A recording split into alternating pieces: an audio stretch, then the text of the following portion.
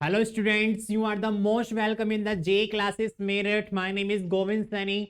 Student जैसे कि आप सब लोग जानते हैं कि हमारे बी टेक थर्ड सेमेस्टर का हमारा मैकेनिकल इंजीनियरिंग का सब्जेक्ट है जिसका नाम है fluid mechanics and fluids machines. ठीक है, और इसमें हमारी यूनिट चलिए यूनिट नंबर फर्स्ट, और आज हम डिस्कस करने वाले हैं बर्नौली इक्वेशन के बारे में कि बर्नौली इक्वेशन क्या होता है। बहुत ही इंपॉर्टेंट हमारा टॉपिक है फ्लूइड मैकेनिक्स में। इससे रिलेटेड हम डिस्कस करेंगे कि फ्लूइड को कैसे हम एक पाइप में फ्लो कराते हैं और इसके एंड पॉइंट पर हमारा जो फ्लूइड एग्जिट करता है वहां पर जो उसकी एनर्जी होती है that will B same and at the inlet of the outlet. ठीक है स्टूडेंट, लास्ट क्लास में हमने डिस्कस किया था सरफेस टेंशन के बारे में कि सरफेस टेंशन क्या होता है, कैसे उसके एग्जांपल के बारे में मैंने आपको बताया।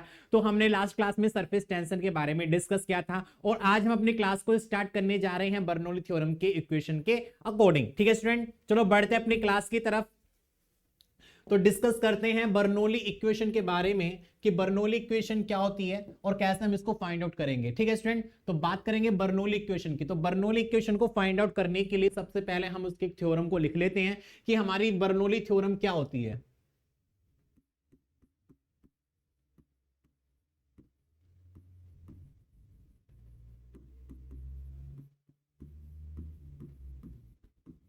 बर्नौली थ्योरम क्या होती है, ये क्या कहता है? तो it state that the in the ideal fluid या in incompressible fluid at any section या at any point of the at any point the total energy of the fluid will be constant. तो कहने का मतलब क्या है कि हमारी जो फ्लूइड की कोई भी मतलब फ्लूइड की जो टोटल एनर्जी होती है वो पाइप के किसी भी सेक्शन पर हमारी कांस्टेंट होती है। जब मेरा फ्लूइड कैसा हो, स्ट्रीम लाइन में हो, हमारा कौन सा आइडियल फ्लूइड हो और कौन सा हमारा इनकंप्रेसिबल फ्लूइड हो। कहने का मतलब क्या है, मान लीजिए मेरा कोई भी एक पाइप है और इस पाइप में मेरा क्या कर रहा है, फ्लूइड फ्लो कर रहा है और यहाँ पे जो फ्लूइड फ्लो कर रहा है वो एक स्ट्रीम लाइन में है। अभी अभी आप आके आएंगे, आगे आएगा तो हम आपको कंफर्म करेंगे कि हमारे फ्लूइड कितने टाइप से फ्लो करते हैं, उनके बारे में डिस्कस करेंगे। तो मान लीजिए स्ट्रीम लाइन का मतलब होता है जैसे कि आपने देखा होगा ना, बिल्कुल लेयर लेयर में हमारा फ्लूइड फ्लो करता है, लेयर लेयर में फ्लूइड हमारा फ्लो कर रहा है, वो हमारा कहलाता है स्टूडेंट स्ट्रीम लाइन। और मैंने बात करा था अगर मेरा फ्लूइड कैसा आइडियल है, तो आइडियल का मतलब क्या होता है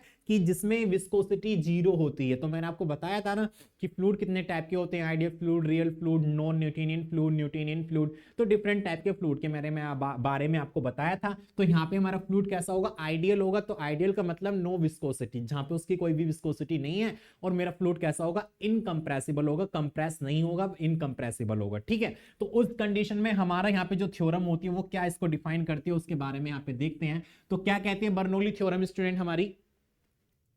तो बर्नौली थ्योरम हमारी कहती है कि it state that it state that ठीक है, ये हमारी थ्योरम कहती है कि it state that in study in study ideal flow ideal flow ideal flow is incompressible is incompressible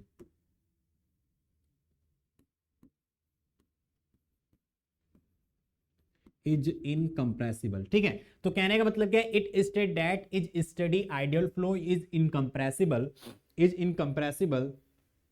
ठीक है, the total energy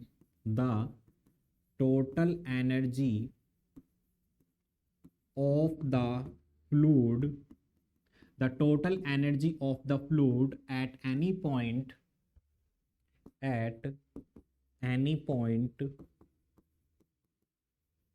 will be constant।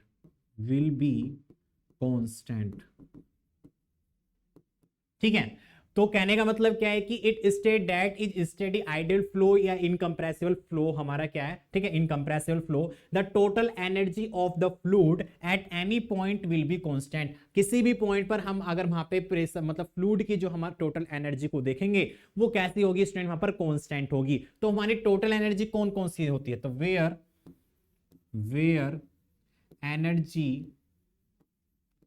Exist in the term of in the term of pressure energy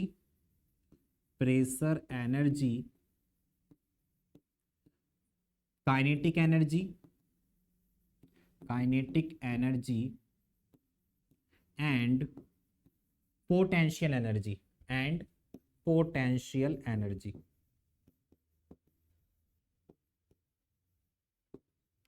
या इसको डोटम energy भी कह सकते हैं। क्या कह सकते हैं स्टूडेंट? डोटम एनर्जी भी हम इसको कह सकते हैं। ठीक है, तो हम इसको यहां पे इसको डिफाइन कर सकते हैं कि बर्नौली की जो थ्योरम होती है वो क्या कहती है कि it state that when the fluid is incompressible या ideal fluid then the total energy of the fluid at any section that will be constant when the fluid is incompressible या ideal fluid, then the fluid at any point the total energy will be constant, then the energy is kinetic energy, pressure energy and potential energy। तो तीन type की हमारे यहाँ पे क्या होती है स्टूडेंट? एनर्जी होती है। अगर इनका सम जो होगा किसी भी पॉइंट पर जो होगा वो हमारा कैसा होगा? इक्वल होगा। अब मान लीजिए यहाँ पे मान लीजिए हमका कोई भी एक ट्यूब है, ठीक है, यहां पे मान लीजिए हमारा इस तरीके से कोई पाइप है, ठीक है, देखो यहाँ पे इसका क्रॉस सेक्शन बड़ा है, यहाँ पे क्रॉस सेक्शन कम है। अगर मैं यहाँ पे इसके बात करूं तो यहाँ पे इसका काइनेटिक एनर्जी जो यहाँ पे जो इसकी टोटल एनर्जी होगी वो कैसी होगी? बिल्कुल स्टूडेंट सेम होगी जो यहाँ पे होगी। तो इनलेट मान लीजिए इसको 1, इसको मान लीजिए 2। इनलेट पर हमारी जो फ्लूइड फ्लो कर रहा है उसकी जो हमारी टोटल एनर्जी है वो इक्वल किसके होगी? आउटलेट पर जो हमारी फ्लूइड की एनर्जी होगी उसके इक्वल होगी। अब यहाँ पे कैसे इक्वल होगी? आपने देखा होगा यहाँ पे हमने कितनी 3 टाइप की हमने अपनी एनर्जी को यहाँ पे डिफाइन किया। 3 टाइप की एनर्जी कौन कौन सी है स्टूडेंट हमारी? एक तो हमारी कौन सी है? प्रेशर एनर्जी हो गई। कौन सी एनर्जी होगी? Pressure energy. ठीक है, प्रेशर एनर्जी। एक हमारी क्या है? काइनेटिक एनर्जी है।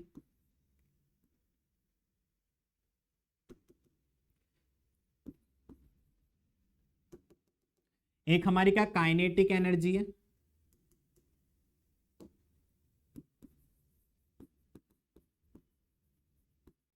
और एक हमारी क्या है? पोटेंशियल एनर्जी है। कौन सी?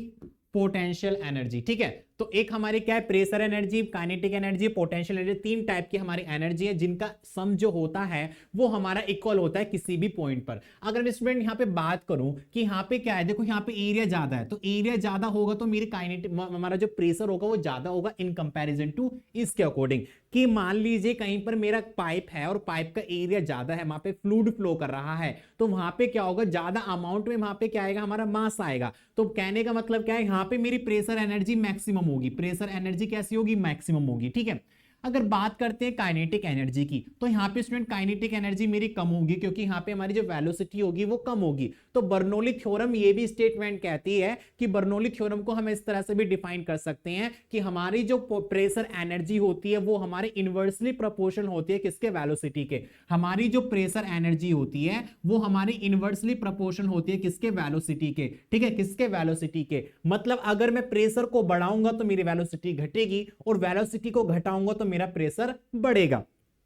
तो यहां पे इन्होंने एक स्टेटमेंट दिया कि बर्नौली थ्योरम को इस तरह से भी डिफाइन कर सकते हैं कि हमारी जो प्रेशर एनर्जी होती है वो हमारी इनवर्सली प्रोपोर्शनल होती है किसके? वेलोसिटी के। बट लेकिन इक्वेशन नहीं है ये। आप अगर मैं इसका एग्जांपल देखो बताऊं आपको, अगर मान लीजिए मेरा कोई भी पाइप है और उस पाइप का यहाँ पे डायमीटर ज्यादा है तो इसके अंदर जो मैं मास फ्लो करा रहा हूं फ्लूइड का, उसका क्या होगा? प्रेशर एनर्जी यहां पर ज्यादा होगी लेकिन उसकी वेलोसिटी कम होगी। लेकिन इसके एग्जिट पॉइंट पर मेरा एरिया कम हो रहा है तो वहां पे क्या होगा? उसकी वेलोसिटी बढ़ जाएगी लेकिन इसका प्रेशर एनर्जी घट जाएगी।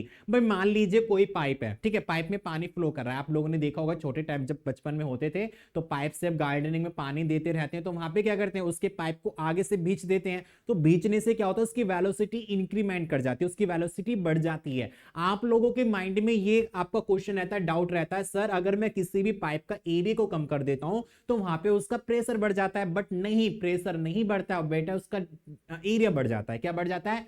उसकी वेलोसिटी बढ़ जाती है। अगर मैं किसी भी पाइप के एरिया को कम करूंगा तो एरिया को कम करने से उसकी वेलोसिटी बढ़ती है, ना कि प्रेशर बढ़ता है। ठीक है, तो माइंड में फिक्स कर लेना कि जब हम किसी पाइप से पानी को छोड़ते हैं और उसके एरिया को कम कर देते हैं, एरिया को दबा देते हैं, उसका एरिया कम कर देते हैं, तो वहां पे उसकी वेलोसिटी बढ़ती है, ना कि प्रेशर बढ़ता है। तो ध्यान देना, कहीं पर भी ज्यादा अमाउंट में पानी होगा तो वहां पे सबसे ज्यादा प्रेशर होगा, जहां पर कम अमाउंट में पानी होता है वहां पे हमारा सबसे कम प्रेशर होता है। एज ए एग्जाम्पल मैं आपको बता दूं, जैसे कि आपको माउंटेन्स एरिया में आप हिल स्टेशन पर गए होंगे, तो वहां पे क्या होता है, पानी हमारा कम अमाउंट में होता है, लेकिन वहां पे पानी की जो स्पीड होती है बहुत ही ज्यादा होती है। आपने देखा होगा जब पानी ऊपर से नीचे आके आता है, मतलब पहाड़ों पे से नीचे आता है, तो वहां पे क्या होता है, एक स्टेबल कंडीशन भी होती है, लेकिन स्टेबल कंडीशन पर भी हमारा जो पानी होता है उसकी स्पीड बहुत ही ज्यादा होती है। आप देखना, कभी नाली में अगर पानी फ्लो कर रहा है, नाली में अगर पानी फ्लो कर रहा है तो वहां पे पानी की वेलोसिटी ज्यादा होती है। अगर आपने देखा होगा कोई नाला है, बड़ा नाला है और उसमें पानी फ्लो कर रहा है, तो वहां पे पानी की जो वेलोसिटी होती है वो कम होती है, लेकिन उस पानी का प्रेशर ज्यादा होता है। प्रेशर कैसे मेजर करते हैं, एक मैं एज ए एग्जांपल आपको बता दूं। मान लीजिए मेरा कोई भी कंटेनर है और इस कंटेनर में मेरा क्या भरा हुआ है स्टूडेंट, फ्लूइड भरा हुआ है, पानी भरा हुआ है। क्या भरा हुआ है इसमें, पानी भरा हुआ है, ठीक है।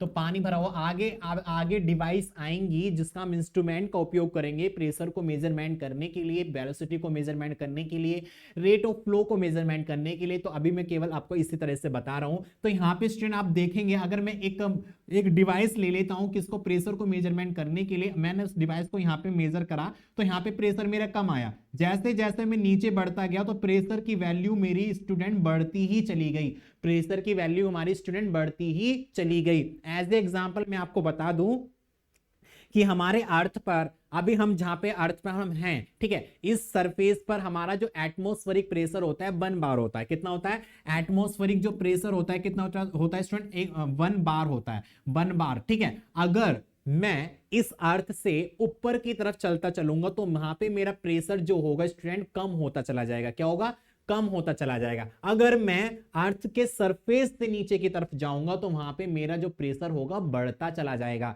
तो कहने का मतलब क्या है कि अगर हम अर्थ से ऊपर की तरफ जाते हैं, अगर हम यहां से ऊपर की तरफ जाएंगे तो मेरा प्रेशर क्या करेगा स्टूडेंट, डिक्रीज करता चला जाएगा, डिक्रीज करता चला जाएगा। अगर मैं ऊपर से नीचे की तरफ आऊंगा तो मेरा प्रेशर हमारा क्या करेगा, इंक्रीज करेगा। क्या करेगा स्टूडेंट, इंक्रीज करेगा। तो आपने देखा होगा कि जब हम कोई भी ऊपर से, मान लीजिए ऊपर खड़े हैं और ऊपर से हम जब नीचे की तरफ आते हैं तो वहां पे क्या करता है कि ऊपर से एयर हमको प्रेशर डालता है, तो प्रेशर नीचे जाते तो बहुत ही ज्यादा स्पीड बढ़ जाती है। क्या हो जाती है, बहुत ही ज्यादा स्पीड बढ़ जाती है। आपने देखा होगा जैसे कि एस्ट्रोनॉट वगैरह में लोग बाग जाते हैं बैलून के थ्रू, तो बैलून वहां पे क्या होता है, ऊपर लेयर में जाके वहां पे प्रेशर की वैल्यू कम हो जाती है। लेकिन मान लीजिए ऊपर से कोई बंदा मतलब उसका बैलून फट गया, जो भी हो गया, खराब हो गया, ऊपर से नीचे आ रहा है, ऊपर से जब नीचे आ रहा था उसकी स्पीड थोड़ी क्या थी, वहां पे उसकी स्पीड हमारी क्या थी, मतलब उसका जो प्रेशर था वहां पे कम था, लेकिन जैसे जैसे नीचे आया उसका प्रेशर बहुत ही ज्यादा हो जाता है। तो कहने का मतलब क्या है कि हम अगर अर्थ से नीचे जाएंगे तो प्रेशर की वैल्यू बढ़ जाती है, अर्थ से ऊपर जाएंगे तो प्रेशर की वैल्यू घट जाती है। अब जैसे इसके एग्जांपल देखो, बर्नौली थ्योरम के एग्जांपल, बहुत सारे एग्जांपल हैं। मान लीजिए जैसे आंधी आती है, आंधी में क्या होता है, टीन शेड उड़ जाती है हमारी, आंधी में छप्पर उड़ जाते हैं, टीन सेट उड़ जाती है। क्यों उड़ जाती है भाई, वो इसलिए उड़ जाती है क्योंकि हम मान लीजिए हमारे टीन शेड डला हुआ है, ठीक है, यहाँ पे हमारे खंबे लगे हुए हैं और यहाँ पे सारा खाली जगह है, मतलब कुछ भी नहीं है, दीवार वगैरह कुछ भी नहीं है, खाली जगह है और यहाँ पे केवल हमारी क्या लगी हुई है, टीन लगी हुई है। अब इस कंडीशन में क्या होगा स्टूडेंट, यहाँ पे क्या होगा, मान लीजिए हमारी आंधी आई, बहुत तेज से आंधी आ रही है, ठीक, आंधी आ रही है, आंधी आ रही है, आंधी आने के वक्त क्या होगा, मान लीजिए यहाँ पे थोड़ा सा, मतलब ये एरिया इस तरीके से है, यहाँ पर इस तरीके से हमारी ये टीन लगी हुई है, तो यहाँ पे आंधी आएगी तो आंधी आके इस ऊपर से इस तरह से चली जाएगी, लेकिन नीचे आके क्या करेगी, थोड़ी इसकी स्पीड कम हो जाएगी। तो कहने का मतलब क्या है, यहां पर ऊपर की स्पीड ज्यादा है, आंधी की, हवा की स्पीड ज्यादा है, लेकिन नीचे हवा की स्पीड कम है। तो उस कंडीशन में क्या होगा, यहां पे ध्यान देना कि यहां पर हमारी झोपड़ी के ऊपर जो हमारे एयर के मॉलिक्यूल थे, जो यहां पे हमारी हवा थी, वो हवा क्या कर गई, आंधी उसको हवा कर ले गई, उनकी स्पीड को ले गई, तो यहां पे जो मॉलिक्यूल हुए उनकी संख्या कम हो गई। लेकिन झोपड़ी के नीचे जो मेरा एयर था और वहां पे एयर के थ्रू वहां पे क्या होगा, इसका प्रेशर ज्यादा होगा। क्योंकि प्रेशर कहां पे जाओगा, जहां पे कोमोडिटी ज्यादा होगी। तो यहाँ पे एयर की वैल्यू ज्यादा है, यहाँ पे एयर की मास ज्यादा और वेलोसिटी कम है, तो वेलोसिटी कम है। तो यहाँ पे याद ध्यान देना स्टूडेंट, यहां पर वेलोसिटी कम है, तो वेलोसिटी कम है तो P प्रोपोर्शन होता है 1/v के। अगर मेरा वेलोसिटी कम है तो प्रेशर क्या होगा स्टूडेंट, ज्यादा होगा। ठीक है, तो यहाँ पे एयर की वेलोसिटी कम है, मतलब हवा की वेलोसिटी कम है, और ऊपर हवा की वेलोसिटी ज्यादा है, तो ऊपर वेलोसिटी ज्यादा है तो प्रेशर क्या होगा स्टूडेंट, कम होगा। यहाँ पे वेलोसिटी कम है तो प्रेशर हमारा ज्यादा होगा। तो यहाँ पे क्या होता है, कोई भी चीज है हमारे कल्चर में तो वो क्या करती है, अपने आप को स्टेबल कंडीशन में लाने की कोशिश करती है।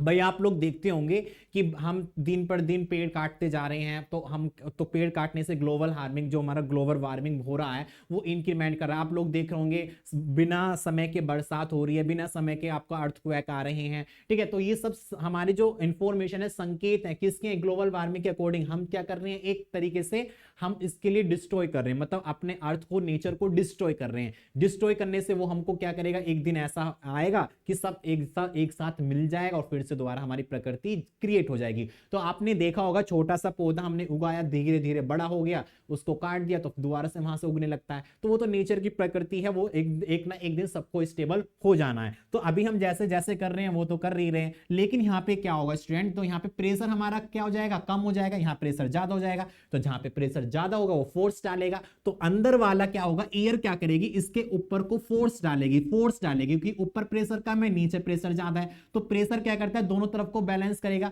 भाई मैं यहां पर खड़ा हूं, तो यहां पे मैं किस लिए खड़ा हूं, क्योंकि आगे से जो मेरा प्रेशर है एयर का और पीछे से जो प्रेशर है एयर का, दोनों का सेम है, इसलिए मैं यहां पे खड़ा हूं। अगर आप देखना, आप किसी खुले स्थान पर जहां पे आंधी चल रही हो, तो वहां पे क्या होगा, अगर पीछे से आंधी आ रही है, हवा की वेलोसिटी पीछे से आ रही है, ठीक है, पीछे से आने पे क्या होगा, पीछे से जो मेरी वेलोसिटी आ रही है उसकी वेलोसिटी ज्यादा है, तो पीछे से क्या होगा, हवा ज्यादा तेज होगी, लेकिन आगे से क्या होगा, हवा मेरी कम होगी। तो क्या करेगा, आप पीछे का प्रेशर मेरा क्या हो जाएगा स्टूडेंट, कम हो जाएगा। पीछे का प्रेशर क्या हो जाएगा हमारा, कम हो जाएगा। इसकी वजह से हम क्या करेंगे, हम गिरने लगते हैं, उड़ने लगते हैं। तो वही हमारा क्या होता है, बर्नौली थ्योरम के अकॉर्डिंग यहाँ पे क्या होता है स्टूडेंट, हमारा उड़ने लगता है। तो इस कंडीशन में क्या होगा कि यहाँ पे प्रेशर ज्यादा होगा, ऊपर प्रेशर कम होगा, तो यहाँ पे क्या करेगा, टीन ऊपर की तरफ उड़ जाएगी। टीन क्या करेगी स्टूडेंट, ऊपर की तरफ उड़ जाएगी। तो ये किस पे अप्लाई होता है, बर्नौली थ्योरम के ऊपर अप्लाई होता है। तो बर्नौली थ्योरम अभी मैंने आपको बताया था कि पी प्रोपोर्शनल जो इनवर्सली प्रोपोर्शनल होता है किसके, वेलोसिटी के। अगर वेलोसिटी की वैल्यू ज्यादा होती है तो प्रेशर कम होता है,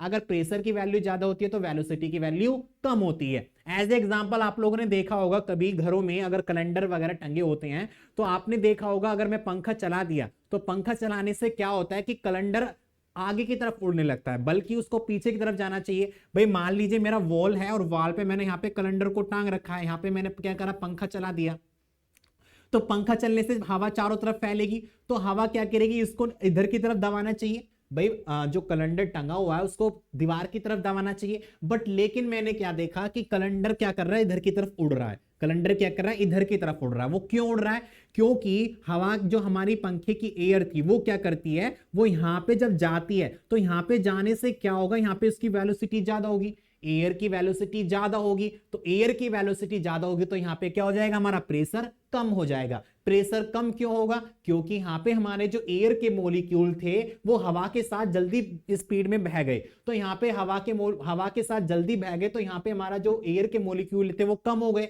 तो यहां पे जब एयर के मॉलिक्यूल कम हो गए तो यहां पे प्रेशर मेरा कम हो गया। लेकिन इस कैलेंडर के पीछे जो मेरी एयर थी उसका प्रेशर ज्यादा है, तो प्रेशर जो इसके पीछे जो मेरा एयर है वो क्या करेगा, इसको धक्का देगा, इस कैलेंडर को क्या करेगा, धक्का देगा, जिसकी वजह से हमारे क्या करते हैं, कैलेंडर उड़ते हैं। तो यहां पे एक मैकेनिज्म होता है, आप लोग देख सकते हो कि जब पंखा चलता है तो हमारे कैलेंडर उसके अपोजिट डायरेक्शन में उड़ते हैं। तो ये भी किसके ऊपर होता है, हमारा बर्नौली थ्योरम के ऊपर होता है। किसके ऊपर होता है स्टूडेंट, हमारा बर्नौली थ्योरम के ऊपर होता है। तो इस तरीके से बहुत ही सारे हमारे एग्जाम्पल होते हैं जिसके अकॉर्डिंग यहाँ पे हमारा बर्नौली थ्योरम अप्लाई करता है। पेड़ गिर जाते हैं या बिल्डिंग्स गिर जाती हैं, ठीक है, तो डिफरेंट देखते होंगे, पेड़ टूट जाते हैं। आंधी में क्या होता है, सबसे ज्यादा पेड़ टूट जाते हैं। क्यों टूट जाते हैं, क्योंकि हमारा पेड़ होता है उसके नीचे क्या होता है, हमारा एयर कम होता है और ऊपर ज्यादा एयर ज्यादा होती है। तो वहां पे एयर क्या करते हैं, प्रेशर डालते हैं पेड़ के ऊपर, इसलिए पेड़ क्या करते हैं, टूट जाते हैं, नीचे जाके गिर जाते हैं। ठीक है, तो वही सब एग्जाम्पल किसके होते हैं, हमारे बर्नौली थ्योरम के होते हैं।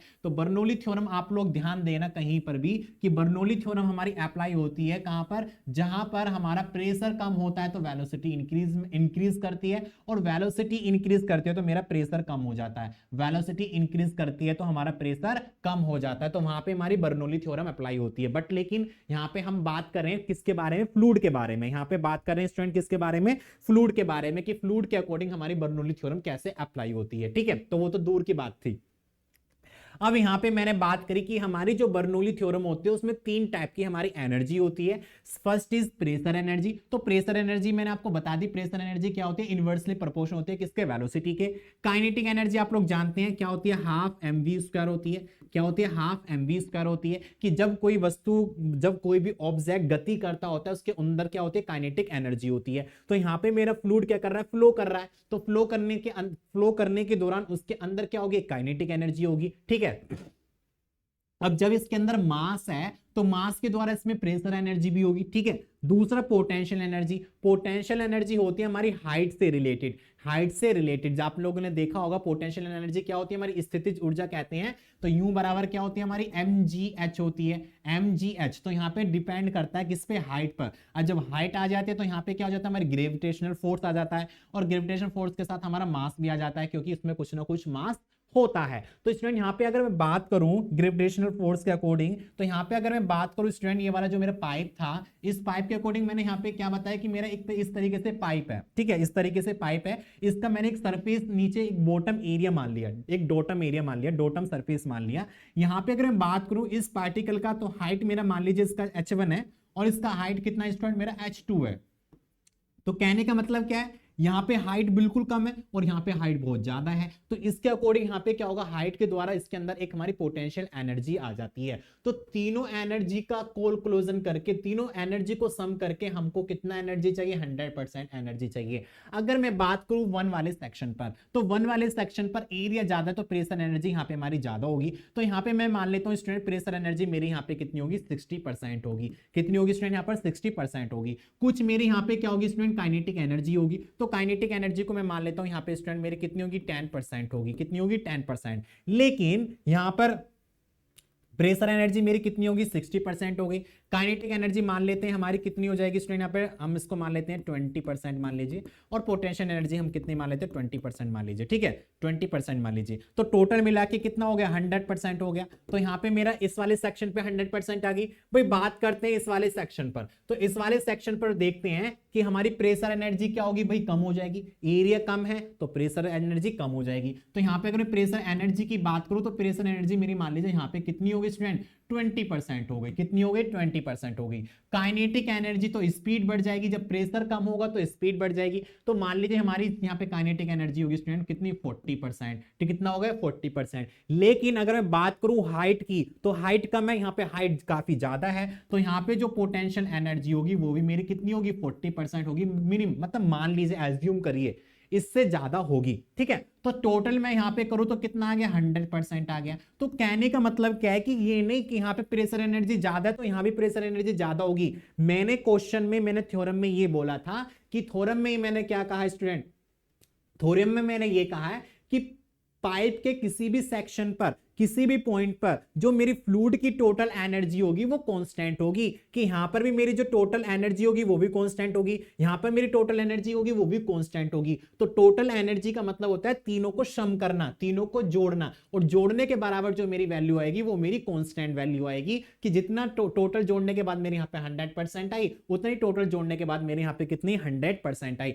बट लेकिन यहाँ पे क्या हो गया, एनर्जी में थोड़ा डिक्रेशन होगा, एनर्जी में थोड़ा डिफ्लेक्शन हो गया। यहाँ पे प्रेशर एनर्जी ज्यादा थी तो यहाँ पे मेरा प्रेशर एनर्जी कम हो गया, यहाँ पे पोटेंशियल एनर्जी कम ही तो यहाँ पोटेंशियल एनर्जी हमारी ज्यादा हो गई। तो कहने का मतलब क्या है कि यहाँ पे तीनों का जो सम होगा वो भी 100% आ रहा है, और यहाँ पे तीनों का सम होगा वो भी 100% आ रहा है। तो इस तरीके से हमारे यहाँ पे जो बर्नौली थ्योरम होती है वो यहाँ पे स्टूडेंट हमारी अप्लाई होती है। तो बर्नौली थ्योरम में यही कहा गया था कि when the fluid is in incompressible and ideal flow, कि जब मेरा कोई भी फ्लूइड कैसा कर रहा है, बिल्कुल मतलब फ्रीली मूव कर रहा है, उसके ऊपर कोई फोर्स नहीं है, उसके ऊपर कोई हमारा, उसके अंदर कोई विस्कोसिटी नहीं है, वो इनकंप्रेसिबल है। तो जब मेरा कोई फ्लूइड मेरा फ्लो कर रहा है इस कंडीशन में, तो उस कंडीशन में पाइप के कोई भी सेक्शन पर कि मेरी जो टोटल एनर्जी होगी फ्लूइड की वो कैसी होगी स्टूडेंट, कांस्टेंट होगी, वो इक्वल होगी, किसी भी सेक्शन पर आप मेजर कर सकते हो। तो वही हमारी क्या है स्टूडेंट, बर्नौली थ्योरम है। वही क्या है हमारी स्टूडेंट, बर्नौली थ्योरम है। समझ में आ गया स्टूडेंट, आई होप आपको समझ में आ गया होगा। अब हम इसकी जो इक्वेशन होती है वो इक्वेशन हमारी क्या होती है, यहाँ पे इसको देख लेते हैं इक्वेशन क्या होती है हमारी स्टूडेंट यहाँ पर। तो इक्वेशन हमारी यहाँ पे क्या होती है बर्नौली थ्योरम की, कि बर्नौली थ्योरम क्या होती है, प्रेशर एनर्जी प्लस के काइनेटिक एनर्जी प्लस के potential energy, potential energy that will be equals to the constant. क्या होती है स्टूडेंट, हमारी कांस्टेंट होती है। अब हमको इसको प्रूव करना है कि प्रेशर एनर्जी प्लस के काइनेटिक एनर्जी प्लस के हमारी potential energy that will be equals to constant, हमारी क्या होगी स्टूडेंट, कांस्टेंट होगी। तो इसको प्रूव करना है। अब इसको प्रूव करने के लिए देखेंगे स्टूडेंट, ध्यान से देखेंगे इसको, ठीक है, इसको ध्यान से देखेंगे तो हम देखेंगे यहाँ पे बर्नौली इक्वेशन को कैसे प्रूव करेंगे। तो बर्नौली इक्वेशन को कैसे प्रूव करेंगे देखेंगे यहाँ पे इसको। मान लीजिए मेरा कोई भी एक पाइप है,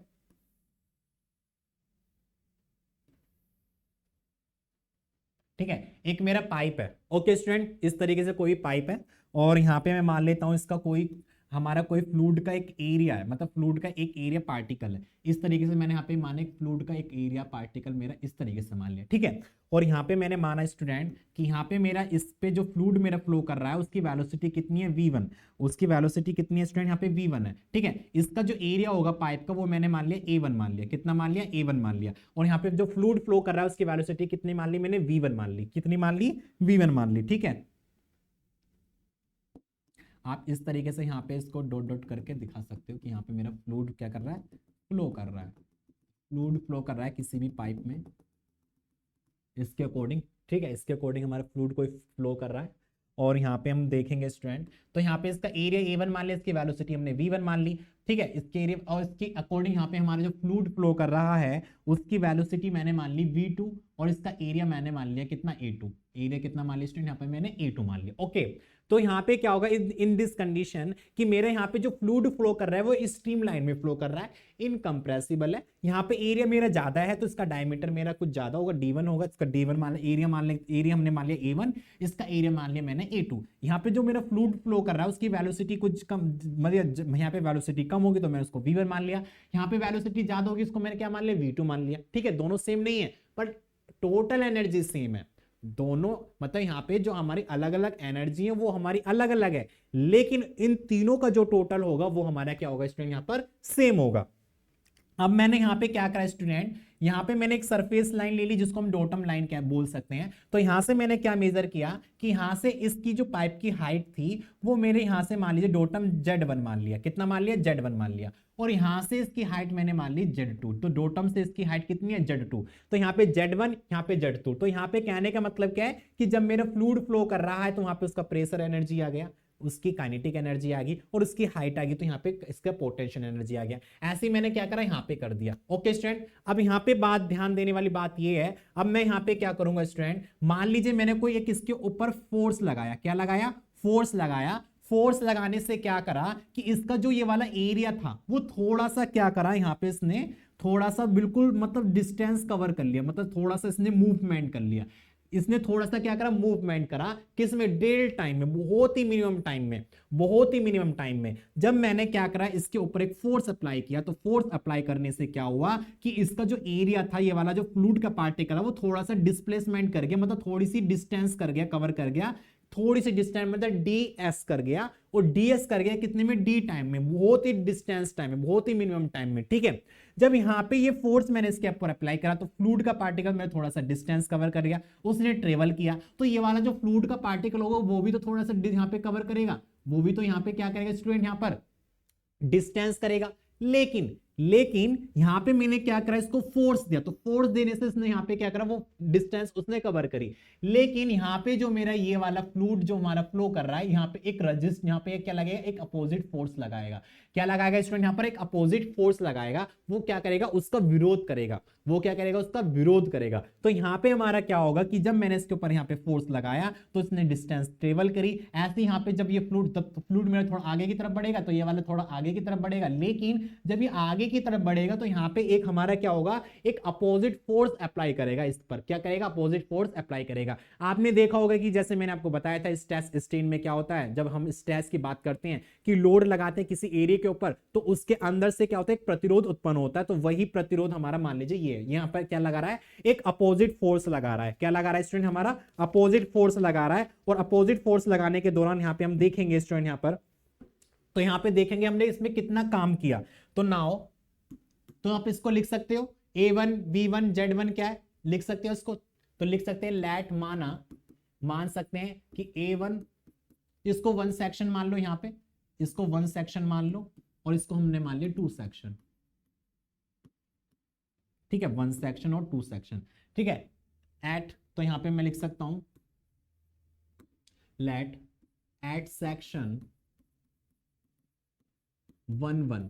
ठीक है, तो 1 1 पे हमने क्या देखा, यहां पे A1 माना, A1 this is the area at section 1। ठीक है, एरिया एट सेक्शन या एरिया ऑफ पाइप लिख सकते हो उसको, एरिया ऑफ पाइप। ठीक है, एरिया ऑफ पाइप। ठीक है, तो यहाँ पे V1 लिख सकते हो velocity of fluid, velocity of fluid in pipe. ठीक है, और यहाँ पे लिख सकते हो, ठीक है, तो डायमीटर लिख सकते हो इसका डिफरेंट, Z1 लिख सकते हो the distance height from datum surface.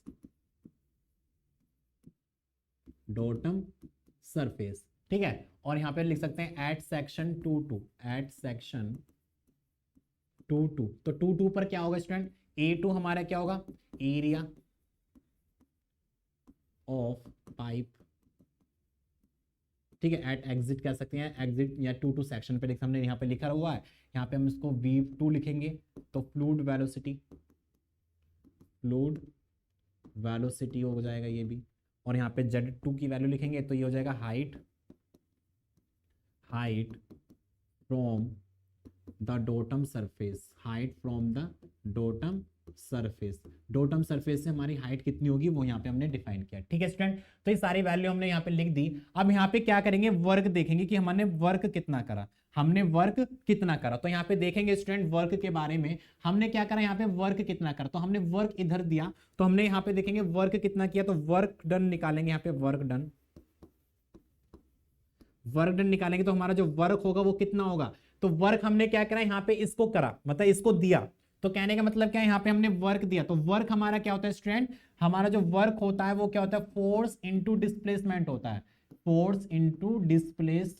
क्या होता है स्टूडेंट, फोर्स इंटू डिस्प्लेसमेंट होता है। तो यहाँ पे मैंने फोर्स दिया, फोर्स मल्टीप्लाई कितना डिस्प्लेसमेंट हुआ, मान लीजिए हमारा डी हो गया, तो कितने टाइम में हुआ। तो हम जानते हैं कि हमारा जो वेलोसिटी होती है, वेलोसिटी बराबर क्या होता है, डिस्टेंस अपॉन टाइम,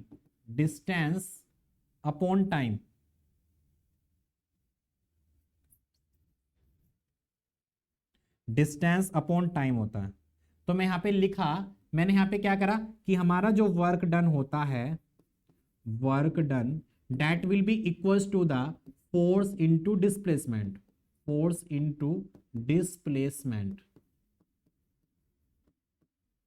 ठीक है, फोर्स इंटू डिस्प्लेसमेंट। अगर मैं यहाँ पे बात करूं स्टूडेंट, कि हमारी जो वेलोसिटी होती है, तो वेलोसिटी क्या होता है हमारा, displacement upon time, displacement upon time होता है। ठीक है, अगर यहाँ पे डिस्प्लेसमेंट को मैं निकालूं तो डिस्प्लेसमेंट क्या हो जाएगा हमारा, equals to velocity into time हो जाएगा, तो यहाँ पे डिस्प्लेसमेंट हो रहा है, बहुत ही छोटा डिस्प्लेसमेंट हो रहा है, हमारा क्या हो रहा है स्टूडेंट, डिस्प्लेसमेंट हो रहा है। तो हम इसको लिख सकते हैं कि हमारे वेलोसिटी हमारी जो है v इंटू डी टी, तो डी टी टाइम में हमारा क्या हुआ, यहाँ पे डिफरेंस क्रिएट हो गया, वेलोसिटी इंटू डी टी। तो डिस्प्लेसमेंट को लिख सकता हूँ d बराबर v इंटू डी टी। तो यहाँ पे जो वर्क डन होगा, तो हमारा जो वर्क डन क्या निकल के आएगा यहाँ पे, तो वर्क डन बराबर हो जाएगा force into v into D T, भाई फोर्स इंटू डिस्प्लेसमेंट, डिस्प्लेसमेंट का v इंटू डी टी। ठीक है, तो इसी तरीके से मैंने यहाँ पे क्या करा, यहाँ पे देखेंगे स्टूडेंट, यहाँ पे मैंने क्या करा फोर्स, तो यहाँ पे हमारा क्या हो जाएगा, ये तो यहाँ पे जो हमारा वर्क निकल के आएगा that will be equals to, हमने यहाँ पे दिया तो हमने पॉजिटिव वर्क हुआ, तो पॉजिटिव वर्क हमारा क्या निकल के आएगा, F into V into D T. ठीक है, अब बात करेंगे यहाँ पे नेट वर्क जो निकाला, तो हमने यहाँ पे देखा कि यहाँ पे ऊपर जो हमारा फोर्स लगाया था वो अपोजिट डायरेक्शन में लग रहा है, वो अपोजिट डायरेक्शन में लग रहा है, तो इसलिए यहाँ पे हमारा क्या हो जाएगा, माइनस क्या आ जाएगा, तो हम क्या करेंगे इसमें से माइनस कर देंगे, तो माइनस के एफ इंटू क्या हो जाएगा हमारा, F into V into D T, F into V into D T हो जाएगा। ठीक है, तो अब इन दिस कंडीशन अगर मैं सेक्शन फर्स्ट पे मानूं तो सेक्शन फर्स्ट पे मेरा फोर्स हो जाएगा v1, वेलोसिटी हो जाएगा v1, ठीक है, और टाइम हमारा बहुत ही मिनिमम है, इस पे f2 हो जाएगा, ये v2 हो जाएगा, कितना हो जाएगा स्टूडेंट, f2 और v2 हो जाएगा। ठीक है, इतना समझ में आ गया। अब यहाँ पे और समझना है आपको, और भी समझना है यहाँ पे क्या समझना है, आप देखना ध्यान देना कि हम जानते हैं स्टूडेंट, कि हम जानते हैं कि हमारा जो v होता है, हमारा जो डिस्चार्ज होता है, डिस्चार्ज कहने का मतलब यहां पे देखेंगे कि हमारा जो डिस्चार्ज होता है that is the area into v1, a1 into v1, कि जब हम किसी भी पाइप में फ्लो कराते हैं फ्लूइड को तो वो किस पे डिपेंड होता है, उसका डिस्चार्ज a1 इंटू v1, मतलब उसका एरिया इंटू वेलोसिटी पे डिपेंड करता है। और हमारा जो डिस्चार्ज होता है वो हमारा क्या होता है, वॉल्यूम पर यूनिट टाइम, क्या होता है स्टूडेंट, वॉल्यूम पर टाइम, वॉल्यूम पर टाइम भी होता है, क्या होता है स्टूडेंट, वॉल्यूम पर टाइम भी होता है। ठीक है, वॉल्यूम पर टाइम भी हमारा क्या होता है यहाँ पे, ये होता है। तो यहाँ पे स्टूडेंट ध्यान देंगे, अगर मेरा Q बराबर A1 इंटू V1 है तो बराबर क्या हो जाएगा, वॉल्यूम अपॉन टाइम हो जाएगा, वॉल्यूम अपॉन टाइम हो जाएगा। तो यहाँ पे अगर मैं बात करूं स्टूडेंट, तो यहाँ पे हम बात करते हैं किसके बारे में, कि यहाँ पे हम बात करते हैं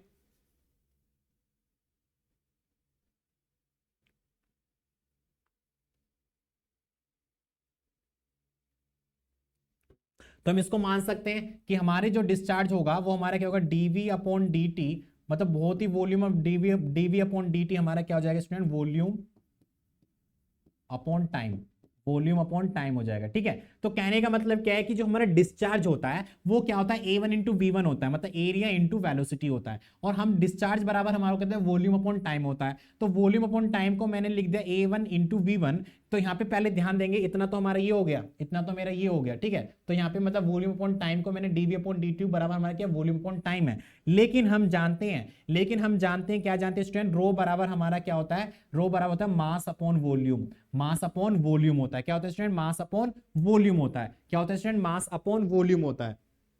तो हमने यहाँ पे क्या करा स्टूडेंट, कि हम जानते हैं, हमने यहाँ पे क्या करा, और हम जानते हैं यहाँ पर तो डिफरेंट टाइप के यहाँ पे फॉर्मूले हैं जो एक ही बार हमको यहाँ पे पुट करने हैं, तो ध्यान देना, तो पहले कौन सा लगाऊंगा तो वो ध्यान देना। तो यहाँ पे क्या होगा, हम जानते हैं प्रेशर बराबर क्या होता है, फोर्स अपॉन एरिया होता है, क्या होता है स्टूडेंट, फोर्स अपॉन एरिया होता है। तो मैंने यहाँ पे क्या करा, पहले चलो छोड़, धीरे धीरे कर लेते हैं, तुम कंफ्यूज हो जाओगे। तो W बराबर क्या होगा, फोर्स की वैल्यू रख दी मैंने P अपॉन ए, क्या रख दिया स्टूडेंट, P अपॉन ए रख दिया, सॉरी P इंटू ए हो जाएगा, फोर्स निकालेंगे यहां से तो फोर्स बराबर हो जाएगा P इंटू ए हो जाएगा, क्या हो जाएगा स्टूडेंट, P इंटू ए हो जाएगा। तो हमारा यहाँ पे मैंने लिख दिया P इंटू ए, P इंटू ए हो गया, इंटू अब यहाँ पे क्या है, वेलोसिटी है। अब वेलोसिटी को कैसे डिफाइन करेंगे स्टूडेंट यहाँ पर, तो वेलोसिटी हम यहाँ पे देखेंगे कि हम जानते हैं वेलोसिटी के अकॉर्डिंग, वेलोसिटी हमारा क्या होता है, वेलोसिटी हमने यहाँ पे क्या देखा था,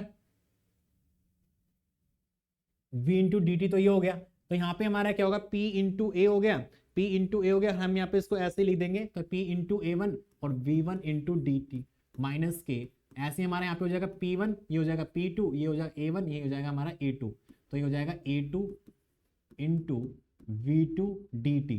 इतना समझ में आ गया। तो पहले इसको सब छोड़ दो, ये सारा छोड़ दो, इधर मत देखो, पहले यहाँ पे देखो बस।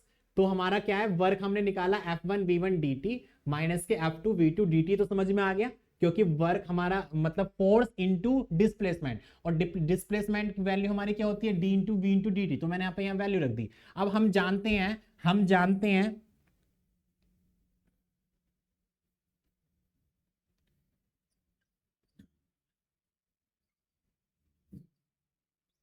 ये सब छोड़ो आप, बस इतना ध्यान देना आपको। तो हमने क्या करा, W की जगह हमने रख दिया F into V into D T, तो हमने करा F V into D T, और यहाँ पे हम जानते हैं कि हम जानते हैं कि P बराबर क्या होता है हमारा, F अपॉन ए होता है, और F बराबर हो जाएगा P इंटू ए, तो मैंने क्या रखा, F की जगह P इंटू ए रख दिया दोनों जगह। ठीक है, समझ में आ गया इतना। अब यहाँ पे A1 B1 आ रहा है, तो अब A1 V1 को देखेंगे स्टूडेंट, हम क्या जानते हैं कि Q बराबर हमारा क्या होता है A1 इंटू V1 होता है। हमारा जो डिस्चार्ज होता है वो क्या होता है A1 इंटू V1, और डिस्चार्ज बराबर हमारा क्या होता है volume per unit time, volume per unit time होता है या वॉल्यूम पर टाइम होता है। ठीक है, तो हमने क्या करा A1 V1 को जगह हम क्या रख देंगे वॉल्यूम अपॉन टाइम लिख देंगे। क्या रखेंगे वॉल्यूम अपॉन टाइम रख देंगे। तो यहाँ पे हमने क्या देखा स्टूडेंट कि A1 V1 की जगह हमने क्या करा कि P1 A1 V1 की जगह मैंने क्या रखा वॉल्यूम और अपॉन टाइम रख दिया। क्या रख दिया स्टूडेंट वॉल्यूम अपॉन टाइम रख दिया। तो मैंने क्या रखा वॉल्यूम अपॉन dt, तो वॉल्यूम अपॉन dt रख दिया इनटू dt माइनस के P2, ऐसे हमारा हो जाएगा वॉल्यूम इधर V1 है तो मेरा V2 हो जाएगा, और ये हो जाएगा मेरा dt और इनटू dt। ओके, समझ में आएगा, क्योंकि बहुत ही कम हमारा क्या है टाइम है। अब यहाँ पे ध्यान देंगे कि हम जानते हैं रो बराबर क्या होता है मास अपॉन वॉल्यूम होता है।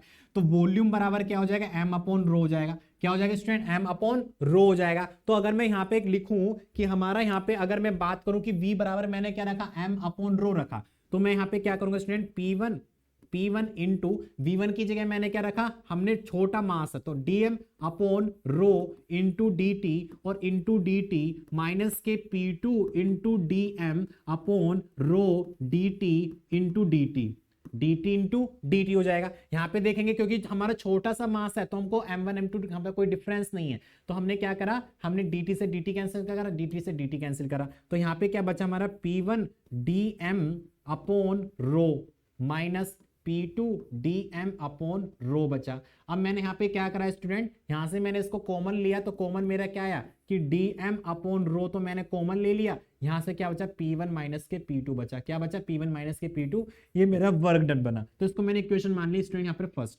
इसको इक्वेशन मैंने यहाँ पे मान ली फर्स्ट। जब मैंने यहाँ पे वर्क डन किया तो वर्क डन करने पे हमारी क्वेश्चन नंबर निकल के आई ए। अब स्टूडेंट यहाँ पे ध्यान देंगे आगे, अब यहाँ पे जो हमारा टोटल वर्क हुआ, मतलब कहने का मतलब क्या है वर्क में कौन कौन सी एनर्जी है, हमने यहाँ पे कौन कौन सी एनर्जी को एडमिट किया। तो यहाँ पे देखेंगे स्टूडेंट एनर्जी के अकॉर्डिंग कि एनर्जी हमारी कौन कौन सी है। यहाँ पे तो हमारा जो वर्क होगा वो उसमें कौन कौन सी एनर्जी इंक्लूड है। तो हमारी कौन कौन सी एनर्जी इंक्लूड होंगी स्टूडेंट, हमारी काइनेटिक एनर्जी होगी। कौन सी काइनेटिक एनर्जी प्लस के potential energy, kinetic energy plus के पोटेंशियल एनर्जी। तो यहाँ पे देखेंगे स्टूडेंट कि काइनेटिक एनर्जी दोनों सेक्शन पे हमारी अलग अलग होगी। काइनेटिक एनर्जी जो होगी वो दोनों सेक्शन पे अलग अलग होगी। तो यहाँ पे क्या होगा काइनेटिक एनर्जी हमारी इंक्रीमेंट कर रही है, तो यहाँ पे क्या होगा हमारा क्या हो जाएगा कि काइनेटिक एनर्जी 2 में से 1 को माइनस करेंगे तो यहाँ पे डिफरेंस निकल के आएगा। ऐसे क्या करेंगे पी पोटेंशियल एनर्जी को 2 में से क्या कर देंगे पोटेंशियल एनर्जी 1 को इसमें से क्या करेंगे माइनस कर देंगे। क्या कर देंगे स्टूडेंट इसको माइनस कर देंगे। तो यहाँ पे देखेंगे स्टूडेंट, तो यहाँ पे बात करूं W बराबर ही हो जाएगा। W बराबर क्या होगा काइनेटिक एनर्जी, मतलब बड़े में से छोटे को घटा देंगे और यहाँ पे क्या करेंगे बड़े में से छोटे को घटा देंगे। ठीक है स्टूडेंट, तो यहाँ पे देखेंगे यहाँ पर इसकी वैल्यू को पुट करेंगे, तो वैल्यू को पुट करके हमारी वैल्यू क्या निकल गई। तो W बराबर यहाँ पे अब इक्वेशन 1 से अगर मैं ये वाली वैल्यू यहाँ पे रख दूं dm upon rho P1 minus के P2 इक्वल्स टू मेरा क्या हो जाएगा यहाँ पे स्टूडेंट काइनेटिक एनर्जी देखेंगे तो काइनेटिक एनर्जी हो जाएगी हाफ m v2 का स्क्वायर माइनस के हाफ m v1 का स्क्वायर हो जाएगा। कितना हो जाएगा v1 का स्क्वायर हो जाएगा। ठीक है, इतना हो गया ये प्लस के काइनेटिक एनर्जी हमारी पोटेंशियल एनर्जी क्या होती है हमारी हाइट होती है। तो पोटेंशियल एनर्जी यहाँ पे क्या होगी हमारी हाइट की होगी। तो पोटेंशियल एनर्जी हमारी क्या हो जाएगी स्टूडेंट यहाँ पे हो जाएगी हमारी mgh(z2) माइनस के mgz1 यहाँ पे हमने मास को डेल टर्म मतलब डेल एम माना है, तो हम भी यहाँ पे क्या करेंगे डेल एम मानेंगे, छोटा मास मानेंगे, बिल्कुल छोटा मास क्या मानेंगे स्टूडेंट छोटा मास मानेंगे। ठीक है स्टूडेंट, तो मैंने यहाँ पे क्या करा कि dm अपॉन रो और यहाँ पे हो जाएगा P1 माइनस के P2 और यहाँ पे मैंने क्या करा dm सब में कॉमन है तो मैंने बाहर ले लिया और 1/2 भी मैंने बाहर ले लिया। तो अंदर क्या बचा स्टूडेंट v2 का स्क्वायर माइनस के v1 का स्क्वायर प्लस के यहाँ से मैंने dm और g मैंने बाहर ले लिया तो अंदर बचा z2 माइनस के z1 बचा। क्या बचा स्टूडेंट z2 माइनस के z1 बचा। अब यहाँ पे क्या करेंगे dm और dm तो यहाँ से भी dm को कॉमन ले लेंगे तो ये हमारा कट जाएगा। तो यहाँ पे क्या करेंगे स्टूडेंट ध्यान देंगे यहाँ पे क्या करेंगे यहाँ पे हमारा हो जाएगा P1 माइनस के P2 इक्वल्स टू रो को इधर मल्टीप्लाई कर देंगे तो रो अपॉन 2 ये हो जाएगा v2 का स्क्वायर माइनस के v1 का स्क्वायर प्लस के g रो g ये हो जाएगा हमारा z2 माइनस के z1। ठीक है, तो यहाँ पे इसको सिंप्लीफाई करेंगे तो P1 माइनस के P2 इक्वल्स टू यहाँ पे हो जाएगा हाफ रो v2 का स्क्वायर माइनस के हाफ रो V1 का स्क्वायर प्लस के हमारा हो जाएगा रो GZ2 माइनस के रो GZ1। मैं क्या करूंगा P1 1 वाले इधर ले आएंगे तो यहाँ पे प्लस के ये वाला इधर आ जाएगा तो हाफ क्या हो जाएगा रो V1 का स्क्वायर हो जाएगा। क्या हो जाएगा हाफ रो V1 का स्क्वायर हो जाएगा हमारा ये, ठीक है। प्लस के हमारा ये हमारा Z1 है इधर आ जाएगा तो रो GZ1 हो जाएगा इक्वल्स टू यहाँ पे हो जाएगा P2 इधर चला जाएगा तो प्लस के हाफ रो V2 का स्क्वायर हो जाएगा और प्लस के हमारा हो जाएगा रो GZ2 हो जाएगा। क्या हो जाएगा स्टूडेंट रो GZ2 हो जाएगा। समझ में आ गया इतना। तो हमने यहाँ पे क्या देखा कि P1 potential P1 pressure energy kinetic energy और हमारी potential energy that will be equals to P2 plus के हाफ रो V2 का स्क्वायर प्लस रो GS। तो हमारी क्या होगी निकल के यहाँ पे कांस्टेंट वैल्यू निकल गई। तो हमारी इक्वेशन निकल गई किसकी हमारी बर्नौली इक्वेशन निकल गई। तो ये हमारी क्या इक्वेशन निकल गई स्टूडेंट हमारे बर्नौली इक्वेशन निकल गई। समझ में आ गया इतना। अब हम यहाँ पे क्या करेंगे अगर मैं यहाँ पे इसको वेट से भाग कर दूं पर यूनिट वेट तो वेट से अगर मैं भाग करूं तो हम जानते हैं कि वेट बराबर क्या होता है स्टूडेंट रो जी होता है। भाई वेट बराबर क्या होता है रो जी। मैंने अभी पीछे पढ़ाया था आपको फर्स्ट लेक्चर में कि हमारा वेट क्या होता है रोजी होता है। क्या होता है स्टूडेंट रोजी होता है। तो रोजी से अगर मैं डिवाइड कर दूं इसको चारों तरफ तो डिवाइड करने पे क्या होगा now dividing on both side of रोजी। ठीक है तो रोजी सब क्या करेंगे डिवाइड करेंगे। तो डिवाइड करने पे हमको क्या इक्वेशन मिली यहाँ पे देखेंगे स्टूडेंट।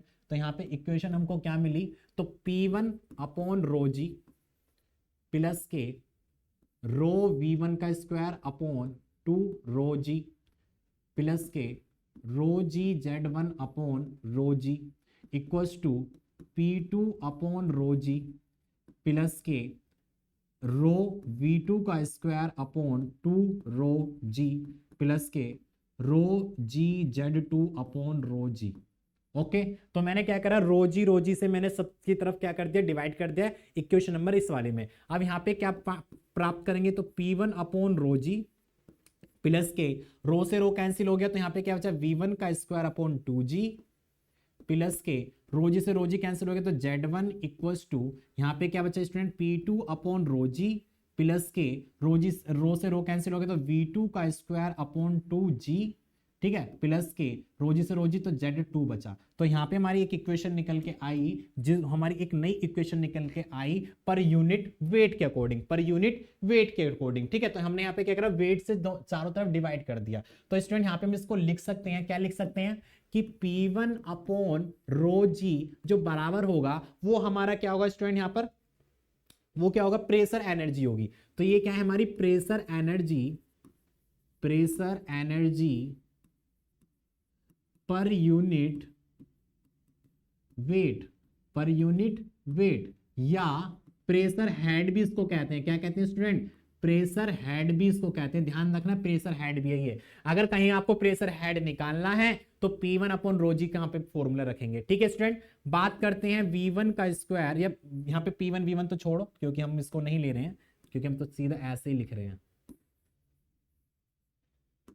तो ये हो जाएगा हमारा P अपॉन रोजी। ठीक है ये हो जाएगा हमारा V का स्क्वायर अपॉन 2G।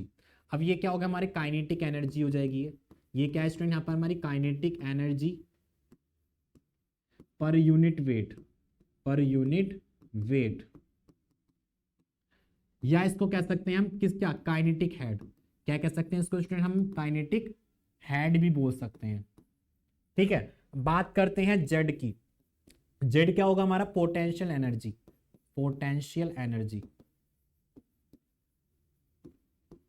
ठीक है ये हमारा क्या होगा पोटेंशियल एनर्जी पर वेट पोटेंशियल एनर्जी पर यूनिट